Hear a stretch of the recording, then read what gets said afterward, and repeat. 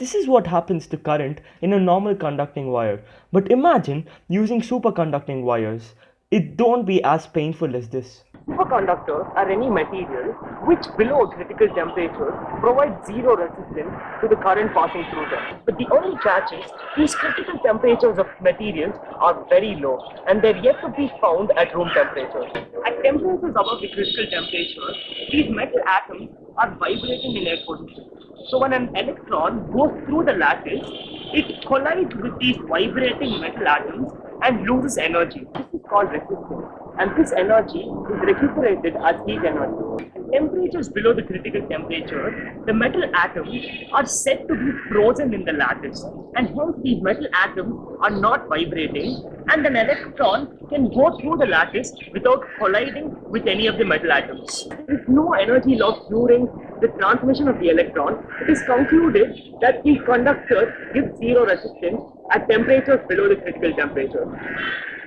Let's dig deeper into the BCS theory. First, you have to understand four concepts. What are Cooper pairs, as the name suggests, are a pair of two electrons. You might have a doubt how it is possible that two negatively charged electrons form a pair, but it can simply be explained as: imagine the pair of electrons as one electron with spin down, the other electron with spin up. The spin of the system goes to zero and hence it will act as a stable boson and the pair can exist peacefully. The whole lattice is made up of positive metal atoms, so it can also be considered as the interactions between the two electrons with the influence of the positively charged lattice, or it can also be understood as the phonon energy being used to make a stable bond between the two electrons, hence forming a Cooper pair. It is said, what are phonons? Phonons are the energy of the vibrating metal atoms or the energy of the vibrating lattice. What are fermions and bosons? Fermions are subatomic particles which have non-integral or non-whole numbered spins like half or minus half. Examples are electrons, etc. Bosons have integral or whole numbered spins like 0, 1, 2, and examples are protons. The difference is fermions follow the Pauli's exclusion principle while bosons do not follow the Pauli's exclusion principle. The Pauli's exclusion principle is very easy. Just imagine a hotel named Pauli's Hotel. There are 4 rooms. If 4 bosons come to the same hotel, they do not mind sharing the same room. That is, they do not mind sharing the same energy level with the fellow bosons. But imagine there are 4 fermions. Each of the fermion will ask for separate rooms. That is because fermions cannot occupy the same quantum level or the same energy level as the other fermion. The BCS theory can be explained in two ways. Explanation 1. Imagine that there is a Cooper pair here. As the head electron moves through the lattice, we know that the electron is negatively charged.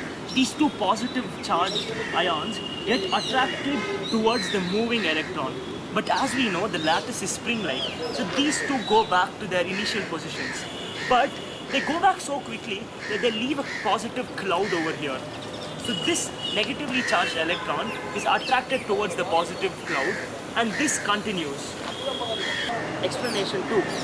Now imagine two electrons on each opposite sides. As one electron moves inwards, the metal atoms get attracted towards the moving negative charge and move back, and there's a positive cloud created over here. The second electron gets attracted towards this positive cloud. So this moves in the direction of the positive cloud. But as this moves, this creates a distortion in the lattice over here. So there's a positive cloud formed over here, and this other electron gets attracted towards this positive cloud, while the other electron goes towards the other positive cloud. I prefer the second theory better, or the second explanation better, only because of two facts. And the first one being, because of the charge neutrality maintained on any 2 points in the lattice. As one electron moves from A to B, the other electron is moving from B to A, so charge neutrality is maintained. I prefer the second explanation better because the electrons are placed at a distance and it reduces the repulsion between these two electrons and gives more probability for the interaction between the phonons and the electrons to take place.